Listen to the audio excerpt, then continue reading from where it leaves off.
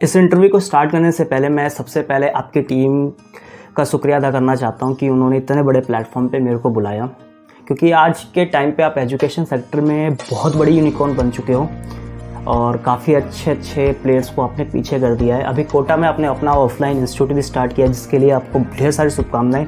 और जो आपके फाउंडर हैं उनका तो मतलब क्या ही बोलूँ, वो मतलब लाजवाब इंसान है। एक चीज़ की शिकायत है मुझे आपसे और डर भी है। देखिए, मैं आपसे पहले ही बोल दूँ कि मेरे को ये बताया गया था कि हमारे ऐप पे आके आपको एक बटन ऑन करना और वहाँ से इंटरव्यू देना है, बट मुझे ये नहीं बताया कि वहाँ पे स्टूडेंट लाइव रहेंगे। और मैंने अभी चेक किया थोड़ी देर पहले, 19,000 स्टूडेंट लाइव हैं अब भी।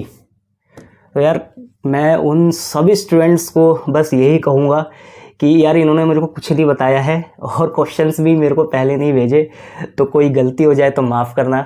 पर कोशिश करूँगा कि जो भी क्वेश्चंस ये मुझसे भी पूछेंगे उसका मैं सही तरीके से आंसर दे पाऊँ, आपको अच्छा सुझाव दे पाऊँ किसी भी चीज़ को लेकर। और आप जहाँ पर अभी हैं वो बहुत ही ज़बरदस्त जगह है अपने लाइफ को आगे बढ़ाने के लिए। आप इससे जुड़ें, आगे बढ़ें और औरों को भी प्रेरित करें इस प्लेटफॉर्म से जुड़ने के लिए।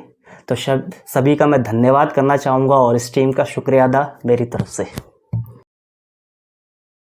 मुझे आप पहली बार देख रहे हैं, मेरा नाम ऋषभ है और मैं finance, stock market, trading, investment, money management को लेकर स्टडी करवाता हूँ स्टूडेंट्स को। यूट्यूब पे एक चैनल भी है मेरा जहाँ पे मैं कुछ क्लिप्स डाल देता हूँ स्टूडेंट्स के लिए कि वो वहाँ से भी रिवाइज कर पाए। वैसे यूट्यूब एक ऐसा प्लेटफॉर्म है जहाँ पर आपको बेस्ट से बेस्ट क्रिएटर्स मिल जाएंगे। मैं पर्सनली फॉलो करता हूँ प्रांजल कामरा जी को, क्योंकि उनसे मैंने बहुत कुछ सीखा है। आज तक मैं उनसे मिला नहीं हूँ, ठीक है, बट उनसे जो यूट्यूब के ज़रिए सीखा है वही जो मैंने अभी सीखा हुआ है वही दूसरों को मैं सिखाता हूँ, क्योंकि वो मेरे नज़रिए में बहुत अच्छे क्रिएटर हैं और बहुत अच्छे जानकार हैं फाइनेंस को लेकर।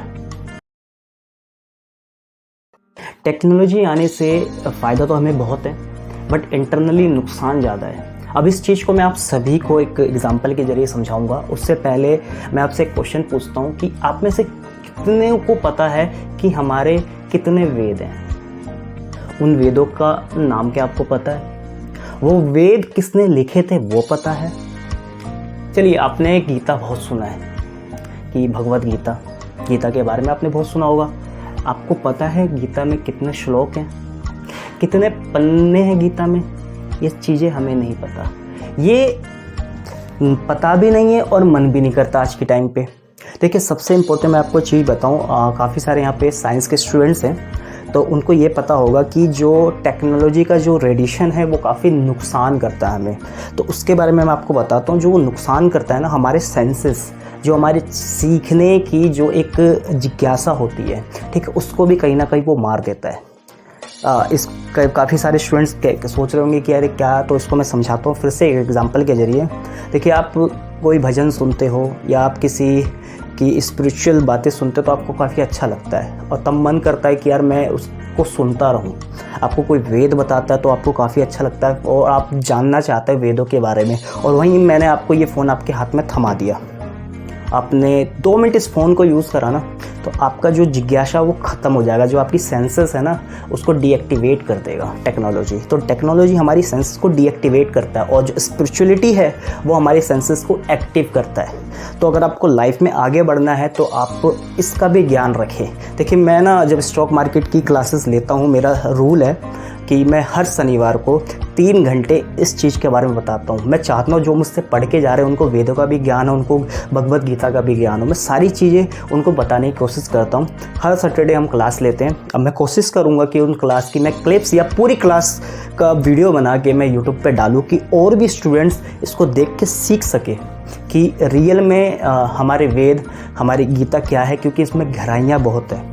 इनसे हम सीख बहुत कुछ सकते हैं। बाहर की यूनिवर्सिटी ने तो अपनी किताबें बना दी गीता को देख के। वो कहते हैं कि सबसे बड़ा मैनेजमेंट, सबसे बड़ी दुनिया की सीख गीता के अंदर है। तो हम लोग क्यों पीछे हो रहे हैं? इंडियंस में जो सबसे बड़ी कमी है ना, वो क्या है कि वो जिस चीज़ को एडॉप्ट करते हैं, ठीक है, बट उससे पहले की चीज़ को वो लात मार देते हैं।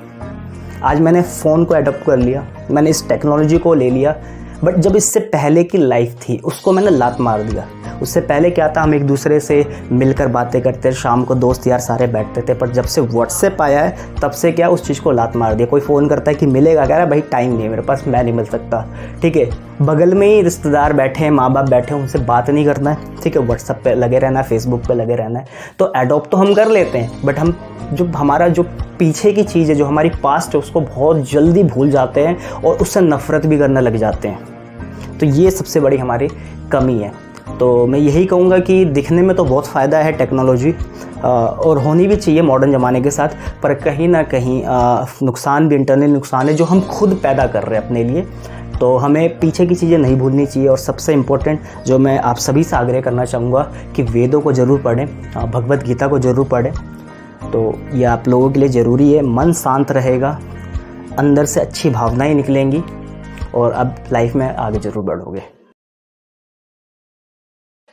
मोटिवेशनल स्पीकर बनने के लिए सबसे पहले तो आपको लैंग्वेज की समझ होनी चाहिए। आपको हिंदी के बारे में बहुत अच्छा ज्ञान होना चाहिए, आपको इंग्लिश के बारे में बहुत अच्छा ज्ञान होना चाहिए, और इसके साथ आपको प्लस करना पड़ेगा, जो भी चीज़ आप बोल रहे हो उसी हिसाब से आपका बॉडी लैंग्वेज दिखना चाहिए सामने वाले को। एनर्जेटिक रहो या बिल्कुल पीसफुल रहो, वो ज़रूरी नहीं है कि मैं सबके सामने बहुत तेज़ी में बोल रहा हूँ, बहुत जल्दी जल्दी मैं एक्सप्रेस कर रहा हूँ चीज़ों को, या मैं बहुत शांत तरीके से बोल रहा हूँ। मेन यहाँ पे है जो आप शब्द का उच्चारण कर रहे हो उसमें करंट होना चाहिए। ठीक है, और साथ ही साथ आपको खूब सारी किताबें पढ़नी पड़ेंगी। क्यों? क्योंकि जो शब्द आएंगे, ये जो शब्दों का संग्रहालय जब बनाओगे तो ये कहाँ से होगा? ये किताबें पढ़ के होगा। आप सोचोगे मैं 2-4 किताबें पढ़ लूँ, तो नहीं होने वाला। आपको खूब सारी किताबें पढ़नी पड़ेंगी, तब जाके आप शब्दों का ज्ञान ले पाओगे। और साथ ही साथ आपको एक ना सिग्नेचर बनाना पड़ेगा, सिग्नेचर एक्ट करना पड़ेगा। जैसे संदीप माहेश्वरी जी कहते हैं आसान है, तो लोगों को पता है कि आसान है, कौन कहता है? डॉक्टर विवेक बिंद्रा कहते हैं बाउंस बैक।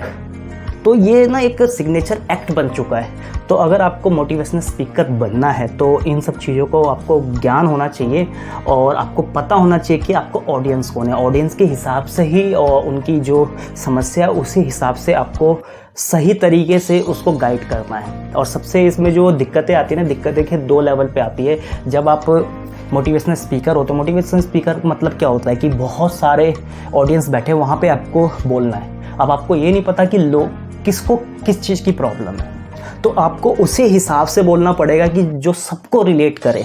और कोई आपसे पर्सनल आके जब पूछेगा ना, तो आप एक तरह से ना पर्सनल ट्रेनर हो गए। ट्रेनर के साथ आप मोटिवेशनल स्पीकर भी हो, तो आपको उसको और अच्छी तरह समझ के उसी के हिसाब से आपको उसको बातें बतानी पड़ेगी, तब जाके वो एनर्जेटिक होगा, वो अपने काम को लेकर मोटिवेट होगा।